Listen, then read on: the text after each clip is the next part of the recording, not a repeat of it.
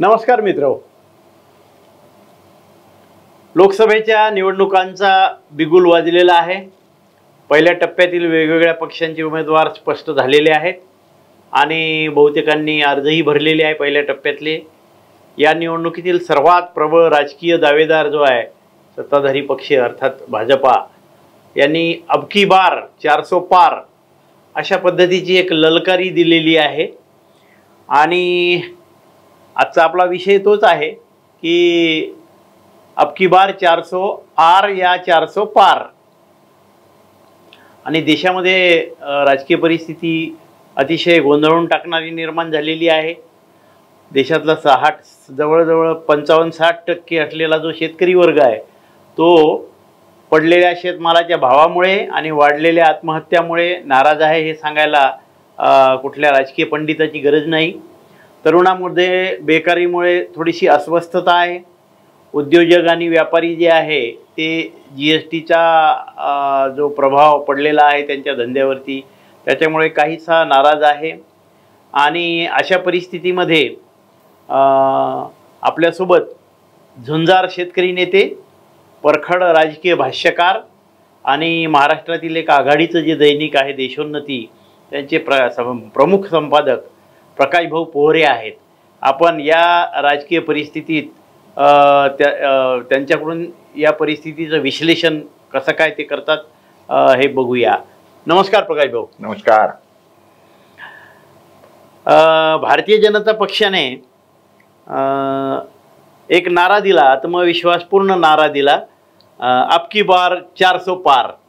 तर या सध्याची जी राजकीय परिस्थिती आहे, विरोधी पक्षाची तयारी, आघाडीची तयारी आणि सत्ताधारी पक्षाची जी महायुती आहे त्यांची तयारी, या पार्श्वभूमीवर आणि आज जे काही चित्र तयार झालेलं आहे राष्ट्रीय पातळीवर किंवा विशेषतः महाराष्ट्राचा विशेष करून आपण उल्लेख करूया.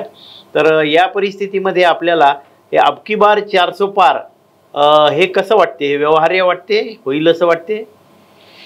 नाही, कसं आहे माहिती आहे का की अब की बार 400 पारच्या ऐवजी त्यांनी अब की बार 500 बार म्हटलं तरी ते काय म्हणतात त्याचं संबोधणार कोणी तोंड धरू शकतो का? असं तोंड नाही धरतायत कोणाचं. ते त्यांचा अनुभव आहे, त्यांना म्हणायचं आहे. मी तुम्हाला या संदर्भामध्ये एक छोटीशी कथा सांगतो. कसं आहे की एक मनुष्य असतो की तो त्यातला ते काय म्हणतात त्याला गाईचं वासरू फार प्यारं असते आणि तो त्याला कधी नजरेआड होऊ देत नाही. परंतु एक जो असतो त्या माणसाची त्या वासरावर नजर असते. तो म्हणते की त्याला हे वासरू खूप छान आहे, मला पळवायचं आहे याच्याकडून. परंतु तो त्याला नजरेआड करू देत नाही. मग त्याच्यानंतर त्याला तो सतत त्यांनी आपल्या खांद्यावर वगैरे वागवत असतो. छोटंसं वासरू असते. हा जो बदमाश असतो हा त्याच्यात टपून असतो. हा काय करतो, हा जसं जायला लागतो रस्त्याने तर त्याचे 10-15 लोक पेरून टाकतो रस्त्यामध्ये. आणि त्यातला पहिला मनुष्य त्याला भेटतो. अरे काय कुत्रा कुठं घेऊन चालला? अरे पागल झाला का बाय? कुत्रा आहे का? अरे कुत्रच आहे बा, कुत्रा घेऊन चालला तू? तो अजून पुढे जात नाही. तो म्हणते अरे वा चांगला आहे रे कुत्रा तुझा. हा म्हणते अरे हे काय होऊन राहिलं. तो स्वतः त्याला खाली पाहते की असं करता करता 8-10 माणसं त्याला रस्त्यात भेटतात आणि ते प्रत्येक जण त्याला म्हणतात काय बघ प्रेमळ आहे म्हणजे तू माणूस, कुत्र्यावर एवढं प्रेम करून राहिला, त्याला राजा तू खांद्यावर घेऊन चालला. शेवटी काय होऊन जातं, याही माणसाला वाटतं की खरोखर झालं कुत्रा आणि मलाच काहीतरी डिफेक्ट झाला, भ्रम झालेला आहे. तो काय करतो की त्याला त्या वासराला काढतो, खाली सोडून देतो. ते वासरू तिथून थोडंसं पुढे जातोय आणि हाही तिथून निघून जातो. हे तो जो भामटा असतो त्या वासराला घेऊन जातो. आता हे काय आहे माहिती आहे का, या कथेतून मला जे तुम्हाला सांगायचं आहे की तुम्ही सातत्याने एकच गोष्ट खोटी किती असली तरी पण ती दाबून रेटून सांगितली तर ते लोकांना काही दिवसांचं खरं वाटायला पाहिजे. असं एक उदाहरण इतिहासामध्ये घडलेलं आहे. ते म्हणजे त्याला म्हणतात गोबेल्स नीती, हिटलरच्या जमान्यामधलं. तर एकच गोष्ट सातत्याने सांगत राहिला, पुन्हा पुन्हा सांगितली तर लोकांना ती खरी वाटते. हा भाग त्यातलाच आहे. हे जे म्हणतात की नाही अब की बार 400 पार, अहो येणार कसे आहेत मला सांगा ना तुम्ही, कसे येणार आहेत? आजच्या घडीला सध्या यांची जी काही अवस्था आहे देशामध्ये जेवढी काही राज्य आहेत. आता लक्षात घ्या, उत्तर प्रदेशमध्ये 80 सीट आहेत, त्यापैकी 62 त्यांच्याकडे आहेत. महाराष्ट्रात 48 आहेत, त्यापैकी 23 त्यांच्याकडे आहेत. 18 शिवसेनेकडे होत्या. त्या आलं लक्षात. वेस्ट बेंगालमध्ये 42 पैकी 18 यांच्याकडे आहेत. बिहारमध्ये 40 पैकी 17 आहेत. त्याच्यानंतर तुम्ही पहा, मध्य प्रदेशमध्ये 29 पैकी 28 यांच्याकडे आहेत. कर्नाटकात पैकी 28 पैकी 25 त्यांच्याकडे आहेत. गुजरातमध्ये 26च्या 26 त्यांच्याकडे आहेत. राजस्थानमध्ये 25च्या 25 त्यांच्याकडे आहेत. आंध्र प्रदेशमध्ये 0 आहे. ओडिसा जे राज्य आहे त्याच्यामध्ये 21 पैकी 8 यांच्याकडे आहेत. केरळामध्ये 0 यांच्याकडे आहेत 20 पैकी. तेलंगणामध्ये 17 पैकी 4 आहेत. झारखंडमध्ये 14 पैकी 11 आहेत. आसाममध्ये 14 पैकी 9 आहेत. पंजाबमध्ये 13 पैकी 2 आहेत. छत्तीसगडमध्ये 11 पैकी 9 आहेत. हरियाणामध्ये 10 पैकी 10 आहेत. दिल्लीमध्ये 7 पैकी 7 आहेत. जम्मू काश्मीरमध्ये 6 पैकी 3 यांच्याकडे आहेत. उत्तराखंडमध्ये 5 पैकी 5. हिमाचलमध्ये 5 पैकी 5. असं करून पहा 295 सीट आहेत. आणि ज्या काही आपल्या म्हणजे काय म्हणतात साऊथचे म्हणजे दक्षिणेतील जी काही राज्य आहेत त्या संदर्भात सांगितलं, तामिळनाडूमध्ये यांच्याकडे 38 पैकी 0 आहे. आलं लक्षात. त्याच्यानंतर केरळामध्ये 20 मधून यांच्याकडे 0 आहेत. तेलंगणामध्ये मी सांगितलं 17 पैकी 4च आहेत. आणि आंध्र प्रदेशमध्ये 25 पैकी 0 आहे त्यांच्याकडे. बरोबर. हे वाढवणार कुठं आहेत? आणि बाकीचे जे स्टेट्स आहेत ते जसं आता आपले ज्याच्यामध्ये केवळ 2 सीट आहेत, जसं अरुणाचल प्रदेश, गोवा, मणिपूर, मेघालय, त्रिपुरा 2-2 सीट आहेत. 10 एकंदरीत पैकी फक्त 6 यांच्याकडे आहेत. आणि जे आपले 7 सिस्टर्स आपण ज्याला म्हणतो आलं लक्षात, म्हणजे युनियन टेरिटरीची ते केवळ एक सीट आहे. बरोबर. म्हणजे 8 पैकी यांच्याकडे केवळ फक्त 2 सीट आहेत. म्हणजे उत्तर भारतामध्ये सध्या प्रभाव यांचा आहेच. उत्तर प्रदेश त्यांचा आहे, गुजरात आहे, हरियाणा आहे, दिल्ली आहे. आणि ज्या ठिकाणी वाढ व्हायला स्कोपच राहिलेलं नाही तिथं ते मॅक्झिममला पोहोचलेले आहेत. आता तिथं 100च्या वर 101% होत नाही. हे कशाच्या भरोशावर म्हणतात की आमचे सीट वाढणार आहे? आणि दक्षिणेमध्ये काही राज्य जी आहे ज्याच्यामध्ये यांचा चांगला प्रभाव राहिला होता तिथला परफॉर्मन्स दुरुस्त व्हायला वाव नाही, झाला तर बिघडेलच. बस उदाहरणार्थ कर्नाटक. अहो तुम्ही महाराष्ट्राची गोष्ट घ्या ना. महाराष्ट्रामध्ये यांच्याकडे सेना यांच्यासोबत होती तेव्हा कुठं यांचे 23 आणि 18 अशा एवढ्या सीट मिळाल्या. महाराष्ट्रात विरोधात 5च होते ना, 43 यांच्या बाजूने होते. मग आता मला सांगा, आता भाजप यांच्यापासून सॉरी सेना आता यांच्यापासून वेगळी झाली आणि ज्या पद्धतीत ते वेगळी केली त्याच्यामुळे लोक प्रचंड नाराज आहेत. त्याच्यामुळे जे वेगळे झाले ते काही पुन्हा निवडून येणं नाही. अलग लक्षात. शिंदे गटासोबत जे गेलेले ते काही येणं नाही. अलग लक्षात. आणि यांची स्वतःचे जे आहेत जे 23 होत्या, तर तुम्ही मला सांगा महाराष्ट्रामध्ये यांच्यावर सगळ्यात नाराज असलेला जो वर्ग आहे तो आहे शेतकरी. देशातला समजा ना. तर तिथं हे 23 पैकी कमीच होणार आहेत. अनेक लोकांशी मी बोललो, अनेक विश्लेषक आहेत त्याच्यामधले, त्यांनी सांगितलं की महाराष्ट्रात जर 10 सीट आल्या तर फार मोठी मुश्किल आहे. म्हणजे यांचं सगळं कमीच आहे. त्यांच्यात थोडे बहुत जर वाढू शकतात तर ते जिथं उत्तर प्रदेशमध्ये त्यांच्या 62 सीट आहेत 80 पैकी, त्याच्यामध्ये 2, 4, 5 वाढले तर वाढतील. पण बाकी ठिकाणी सगळीकडे कमीच होणार आहेत ना. वाढणार कुठे आहे? हे कशाच्या भरोशावर म्हणतात 400? परत पुन्हा आपण उत्तर पूर्वेकडील जी राज्य आहे तिथल्या जवळपास 10 जागा ज्या आहे ते भारतीय जनता पक्ष तिथे लढणार नाहीये. मग ज्याच्यामधल्या त्याच्या 6 सीट ज्या आहेत त्या कमी झाल्या. आणि मधल्या काळामध्ये एक अशा पद्धतीची बातमी आली की गुजरात मधल्या यांचे जे मोठमोठे नेते होते गुजरात मधले, त्यापैकी तिथल्या यांच्या उपमुख्यमंत्र्यांसह माजी उपमुख्यमंत्र्यांसह काही जणांनी तिकीटं नाकारलीत. तर या साऱ्यांचा प्रभाव जो आहे तो एक थोडंसं ते दाखवत नसले तरी एक पराभूत मानसिकतेकडे अंगुली निर्देश करतोय. हे जरी दाखवत नसले तरी तुम्ही सगळ्यात मोठा फॅक्टर विसरून राहिले. मला सांगा, इलेक्ट्रॉल बॉन्ड मध्ये हे अजून किती नागडे व्हायचे बाकी आहेत? तुम्ही ह्याला कुठे पॅचअप करणार आहे? यांच्याकडे काय तोंड आहे बोलायला? आलं लक्षात. आता हे झालं भाऊ, आपण आकडेवारीवर विचार केला, म्हणजे स्टॅटिस्टिकल अनालिसिस आपण केलं. ठीक आहे. तर याच्याशिवाय आपण दुसऱ्या पद्धतीने या इश्यूकडे बघू शकतो. तो असा की असा समाजातला कुठला वर्ग आहे की जो 2019च्या निवडणुकांच्या मध्ये मोदी सरकारवरती नाराज होता, परंतु नंतरच्या काळात मोदी सरकारच्या राज्यकारभारामुळे तो फार खुश झाला आणि आता ते भरभरून योगदान द्यायला तयार आहे. समजा नोकरदार वर्ग म्हणा, शेतकरी वर्ग म्हणा, शेतमजूर म्हणा, महिला म्हणा, महिलांची अर्थात महिला सुरक्षा हा विषय, आणि बेकार म्हणा, तरुण बेरोजगार म्हणा, यातला असा कुठला वर्ग तुम्हाला असं वाटते की तो आता मोदींच्यावर जास्त खुश आहे? तुम्हीच सांगा ना. नोकऱ्या वाढलेल्या नाहीत, शेतकरी वर्ग प्रचंड नाराज आहे, कारण यांनी जे म्हटलं होतं 2017ला की आम्ही तुमची आमदानी दुप्पट करून देऊ 2022 पर्यंत 5 वर्षामध्ये, तर आमदानी दुप्पट तर नाही झाली परंतु खर्च दुप्पट झाला आणि शेतमालाचे भाव निम्मे झाले. त्याच्यामुळे तो तर वर्ग प्रचंड नाराज आहे यांच्यावर, तरुण वर्ग नाराज आहे. महिलांच्या संदर्भातही असं यांनी केलं काय, हा तिकडे रामाची मूर्ती बसवली परंतु त्याच्या संदर्भातही कसं आहे की लोक असे नाराज आहेत त्याच्यामध्ये की कुठलंही धार्मिक किंवा याच्यातलं काम कार्य जेव्हा करायचं असते त्यावेळेला ते पती पत्नींनी दोघांनी एकत्रित मिळून करायचे असते. यांनी पत्नीला बोलावलं ते एकटेच करण्यात आले. ज्या कार्यक्रमावर शंकराचार्य बहिष्कार टाकतात, जे मंदिर अर्धवट आहे म्हणून तिथं बसू नका म्हणून सांगतात, तरी हे तिथं बसवतात.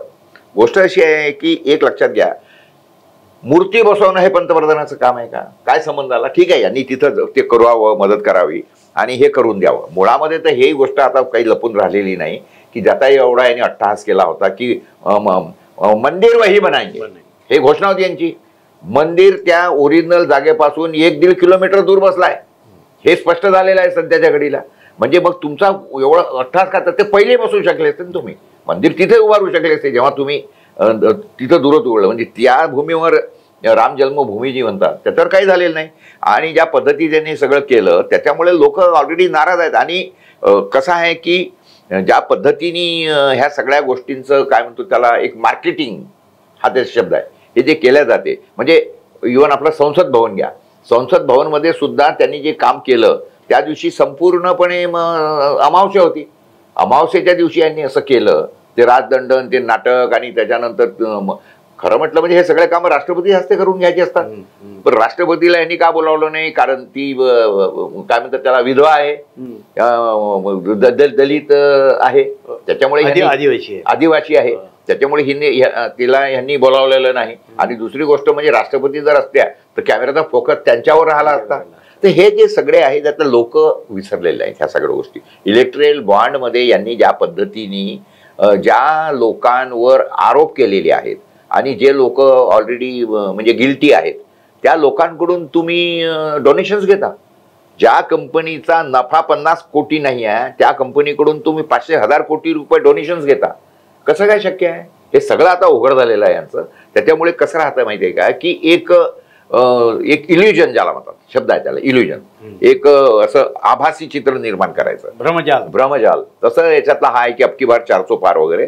अबकी बार 400 पार तर नाही आहे. तुम्ही जर मला खरंच विचाराल तर मी म्हणतो की अबकी बार तडीपार अशी यांची परिस्थिती होणार आहे. आणि मला वाटत नाही की कोणत्या हालतीमध्ये बीजेपी 150च्या वर जाईल, बिलकुल जाणार नाही. अनेक लोकांशी बोललो जे पूर्ण भारतभर भ्रमण करतात, त्याच्यामध्ये अशोक वानखडे असतील किंवा बाकीचे आमचे बरेच पत्रकार मित्र आहेत, त्या सगळ्यांची चर्चा केल्यानंतर मी या नतीजेवरून पोचलो की यावेळेला 150च्या वर हे कोणत्याही हालतीत जात नाहीत. आणि याची कल्पना आहे ना असल्यामुळे फार धाडसी विधान करत आहात आपण. मला असं वाटते की या पद्धतीचं भाकीत जे आहे 150 पर्यंत, 150च्या आत, कारण साधारणपणे आम्ही ऐकलं की बऱ्याच जणांचं म्हणणं आहे 200च्या वर जाणार नाही, कोणी 250च्या वर जाणार नाही म्हणते, पण आपण 150 पर्यंत भाजपाला खाली आणलं.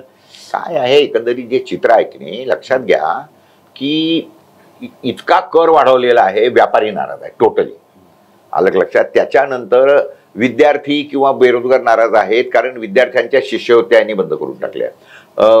म्हणजे तरुण जे आहे ज्यांना नोकरी मिळत नाही ते शेवटी मनाची आस लावून आम्हाला आता सैन्यात भरती व्हायचं आहे तर तिथं तुम्ही अग्निवीर आणले. आणि शेतमालावर कधीच टॅक्स नव्हता, तुम्ही त्या शेतमालावर टॅक्स लावून टाकला.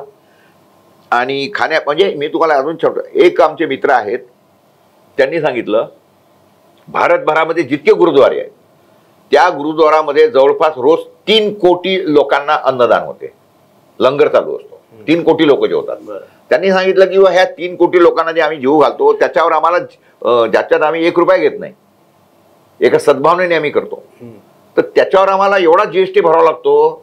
त्याला काय अर्थ आहे? खाण्यापिण्याच्या वस्तूवर या देशामध्ये कधीही कर नव्हता, तिथेही लागला. आणि सरकारची जिथं स्वतःचं इस्टिमेटेड हे होतं कलेक्शन मंथली 80,000 कोटी रुपये पर मंथ, ते 1,85,000 कोटी झाले मंथली. म्हणजे तुमच्याकडे जेव्हा 1,05,000 कोटी मंथली एक्स्ट्रा होऊन राहिले आहे, मग त्याच्यानंतर तुम्ही कर कमी करा ना. त्याच्यानंतर हे जे जीएसटी वगैरे तुम्ही हे जे लावलं आहे पेट्रोलवर व्हॅट आणि एक्साईज ड्युटी, त्याच्यामुळे जवळपास तोचा जो फरक आहे तो 120 ते 150% जातो. हे जर तुम्ही कमी केलं फ्युएलवरचं म्हणजे डिझेल पेट्रोलवरचं तर ट्रान्सपोर्ट स्वस्त होईल. ट्रान्सपोर्ट स्वस्त झाल्यावर वस्तूच्या किमती कमी होतील, लोकांवरचा ताण कमी होईल. तर हे सगळं जे आहे हे लोक विसरलेले नाहीत, हे सगळं दिसतं आहे. आणि बिलकुल मी जे सांगतोय याच्यावर मी बिलकुल अगदी ठाम आहे की 150च्या वर कोणत्या हालती जाणार नाहीत. हा जातील कधी, जे सगळीकडे आज चर्चा चालू आहे की ईव्हीएमचा घोटाळा केला तर हे होऊ शकतं, अन्यथा शक्य नाही. आणि त्याबद्दल मला एवढं कन्फर्मेशन आहे की नक्की ईव्हीएमचे घोटाळे करतात, कारण देशामध्ये लाखो नव्हे कोट्यावधी लोक ईव्हीएमच्या करिता रस्त्यावर उतरलेले असताना त्यांचं न ऐकता त्यांच्यावर उत्तरं न देता यांचा अट्टहास का आहे. माझं म्हणणं आहे तुम्ही ईव्हीएमही ठेवा, त्याला एक प्रिंटर जोडून टाका, दोन्ही होऊ द्या ना, दूध का दूध पाणी का पाणी. म्हणजे मग तुम्ही छाती ठोकून वर म्हणाल तयार आहे, देखो लोकांनी डिमांड किया हमने कर दिया भाई, तर उलट तेच प्रशंसनीय राहील. भाऊ एक म्हणजे आपलं हे जे 150चं भाकीत आहे तर त्याच्या आजूबाजूची जी परिस्थिती आहे तिचा विचार जर केला तर आपण 150चं जे भाकीत केलेलं आहे त्याच्यामुळे जर सत्ताधारी पक्षाला 150 पर्यंत खाली आणायचं असेल किंवा सत्ताधारी येणार असेल आपल्या निरीक्षणानुसार, तर त्याच्यासाठी आजूबाजूची परिस्थिती जर पाहिली तर जवळपास त्यांना अर्ध्यावर आणायचं आहे. तर ते जर अर्ध्यावर येतील असा आपला अनुमान असेल तर तशी परिस्थिती आपल्याला आजूबाजूला दिसली पाहिजे. उत्तर भारतामध्ये फारसं तसं आहे असं वाटत नाही. विशेष म्हणजे 1-2 ठिकाणी तसे दिसते आपल्याला. उदाहरणार्थ दिल्ली मधल्या जागा ज्या आहेत त्यांच्या धोक्यात आलेल्या आहेत, किंवा पंजाबमध्ये आता बऱ्यापैकी परिस्थिती वेगळी निर्माण झालेली आहे. विशेषतः आता बिहारमधून येणाऱ्या ज्या बातम्या आहे त्या धक्कादायक आहे आणि बिहारमध्ये बऱ्यापैकी राजद मुसंडी मारेल असं दिसत आहे. पण महाराष्ट्रासोबत त्यांनी जे केलं त्याच्यामुळे तिथे जनता नाराज आहे. पण महाराष्ट्रामध्ये जर आपण निरीक्षण केलं तर इथं असं लक्षात येते आपल्या की जवळपास प्रत्येक पक्ष ते फोडण्यात यशस्वी झाले. म्हणजे अजितदादांना राष्ट्रवादीमधून बाहेर काढलं त्यांनी, एकनाथ शिंदेंना उद्धवजींच्या पासून बाहेर काढलं, त्याच्यानंतर अशोक चव्हाणांसारखा तगडा नेता जो आहे मराठवाड्यातला तो त्यांनी जवळ केला. त्याच्यानंतर थोडेसे आक्रमकपणे बोलणारे आणि त्यांच्या विशिष्ट शैलीत बोलल्यामुळे थेट लोकांच्या काळजाला हात घालणारे जे राज ठाकरे होते त्यांना त्यांनी नरम पाडलं. याच्यापूर्वी सुद्धा मोठे मोठे विखे पाटलांसारखे वगैरे नेते ते त्यांनी गळाला लावलेले आहे. आता हे सर्व नेते मंडळी जर गेली असेल तर मग आपल्याला असं म्हणायचं आहे का किंवा नेते गेले तर जाऊ द्या, परंतु त्याबरोबर पब्लिक जाणार नाही. पब्लिक ओपिनियन जे आहे, जनतेचं मत जे आहे ते याच्या सगळ्या ज्या पद्धती त्यांनी केलं त्याच्यामुळे जनतेचं ओपिनियन यांच्या अतिशय विरोधात गेलेलं आहे. आलं लक्षात. मी जेव्हा 100 माणसांसोबत म्हणजे कुठे बाहेरगावी फिरत असताना वगैरे किंवा रेल्वेतून जात असताना मी आजूबाजूच्या लोकांसोबत जेव्हा चर्चा करतो आणि निगेटिव्हली चर्चा करतो, नॉर्मल चर्चा करतो, तरी पण त्याच्यातून लोकांचं मग आपल्याला कळते. म्हणजे मी असं सांगतो तुम्हाला 80% लोक यांच्यावर नाराज आहेत. 2014ला 80% लोक यांच्या बाजूनी होते, वन साइडेड होतं, हे आपण मान्य केलं पाहिजे 2014ला.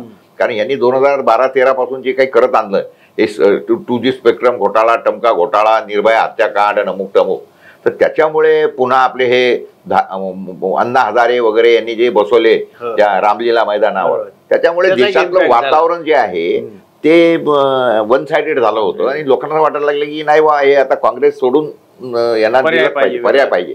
आणि हे यांनी पर्याय दिला, मैं आ गया हूँ, मैं अकेला हूँ, मैं गुजरात में ऐसा विकास किया. लोकांनी म्हटलं वरना बीबी ना बच्चा काम करेगा अच्छा, गुजरात मॉडेल.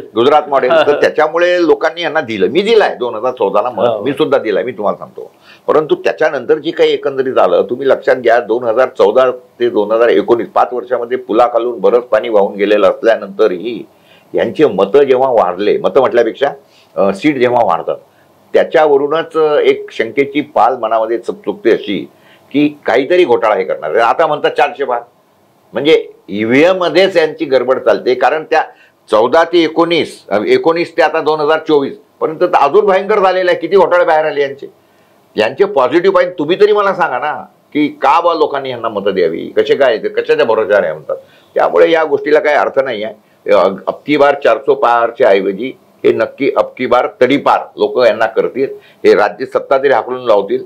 होऊ शकते एखाद्या वेळेस सत्ता आणतील, कारण प्रचंड पैसा यांच्याकडे आहे. त्यांनी विरोधकांचे सगळे बँकेचे खाते कोठून टाकलेले आहेत, त्यांची सगळी कोंडी करून टाकलेली आहे. आणि इतर राज्यांमध्ये यांनी जसे जसे एक आमदार विकत घ्यायला 50-50 कोटी दिले, हे काय एक खासदार विकत घ्यायसाठी 100-100 कोटी देतील, काही फार मोठी गोष्ट नाही आहे. अलग लक्षात येणार, जर काही लोक कमी पडले तर अशा पद्धतीने करतील, कारण सत्तेत बसणे यांच्यासाठी गरजेचं आहे. कारण सत्तेत जर हे बसले नाहीत, आणि जसं राहुल गांधींनी आता सांगितलेलं आहे, त्या अधिकाऱ्यांना धमक्या म्हणजे दिलेला आहे, वॉर्निंग दिलेली आहे कि अभी कभी ना कभी तो इनकी सत्ता जाएंगी और हमारी सत्ता आएंगी, तो उस समय पे आप सोचना कि क्या होगा, आपके साथ में क्या होगा इसकी मैं गॅरंटी देता हूं आपको. हे ज्या पद्धतीत त्यांनी सांगितलेलं आहे, आणि ज्या राहुल गांधीला यांनी पप्पू पप्पू पप्पू म्हणून हिणावलं, आता लक्षात येतं की राहुल गांधी हा पप्पू नाही आहे, तर हा खूप विचारी मनुष्य आहे. आणि यांनी जे काही सध्याच्या घडीला उत्तर दक्षिण पूर्व पश्चिम यात्रा केली भारताची, त्याच्यामुळे खूप पब्लिकचं ओपिनियन बदललेलं आहे आणि राहुलचं परफॉर्मन्स खूप चांगलं झालेलं आहे. पुरा इंडिया पैरो से नाप डाला. पुरा इंडिया पैरोस नाप डाला. आणि त्याच्यामुळे कसं आहे की आता एक लोकांना दिसतं की हा सक्षम पर्याय आहे. ठीक आहे, अंधभक्त हे मान्य करणार नाहीत, परंतु त्या अंधभक्तांची आता संख्या मला तरी असं वाटतं की बऱ्यापैकी कमी झालेली असेल, किंवा त्यांची आता बरीच काय म्हणतो त्याला हे झालेली असेल, म्हणजे भ्रमनिरास झाला असेल असं मला वाटतं. तर प्रकाश भाऊंनी फार सुंदर विश्लेषण केलं आकडेवारीसह आणि वेगवेगळ्या समाज घटकांवर झालेल्या त्याच्या परिणामासह. आणि मित्रहो, मला असं वाटते साधारणतः मागच्या समजा एक 4-5 जर का लोकसभेच्या निवडणुकांचं आपण निरीक्षण केलं तर अंतिम घटकेपर्यंत म्हणजे शेवटच्या दिवसापर्यंत उत्सुकता वाढवत ठेवणाऱ्या राजकीय घडामोडी घडत आहे. म्हणजे आज असं वाटते आपल्याला की हा उमेदवार खासदारकीसाठी यांच्याकडे गेला, लगेच रात्रीतून काहीतरी वेगळं होते आणि तो दुसरीकडे जातो, किंवा एखादा गट तिकडे येतो, किंवा एखादा पक्षच आपली भूमिका बदलवतो. अशा पद्धतीच्या अनेक घटना सतत घडत आहे. कदाचित समाज माध्यमाच्या वेगामुळे जास्त वेगानं ते आपल्याकडे येत असतील असंही असू शकते. आणि या साऱ्या परिस्थितीमध्ये एक रंजकता खूप वाढलेली आहे. बऱ्याच गोष्टी अशा घडलेल्या आहे की ज्या अभूतपूर्व आहे. म्हणजे विरोधी पक्षाची, सत्ताधारी पक्षाने विरोधी पक्षाची कोंडी करणे, त्यांचे 2-2 मुख्यमंत्री जेलमध्ये असणे, त्यांचे खाते गोठवले जाणे, या पद्धतीच्या ॲक्टिव्हिटीज ज्या आहे त्याही घडलेल्या आहेत. त्याचाही आता जनमानसावर काय परिणाम होते हे पाहिलं पाहिजे. आणि बरीचशी रंजकता आलेली आहे, उत्सुकता वाढलेली आहे. आणि फार कमी दिवसामध्ये, अवघ्या 50-60 दिवसामध्ये, जे जास्तीत जास्त जवळपास 2 महिन्याचा कालावधी आता हाताशी आहे. आणि त्या 2 महिन्यात विविध टप्प्यामध्ये पूर्ण देश हा आपला एका त्या प्रक्रियेतून जाणार आहे. आणि जून महिन्याच्या सुरुवातीला मृगाचा पाऊस ज्यावेळी येईल त्यावेळी सुंदर असा शिडकावा होईल. तशा पद्धतीनं नवं सरकारसुद्धा आपल्याला मिळेल. प्रकाश भाऊंनी सुंदर विश्लेषण केलं, त्यासाठी त्यांचे खूप खूप आभार.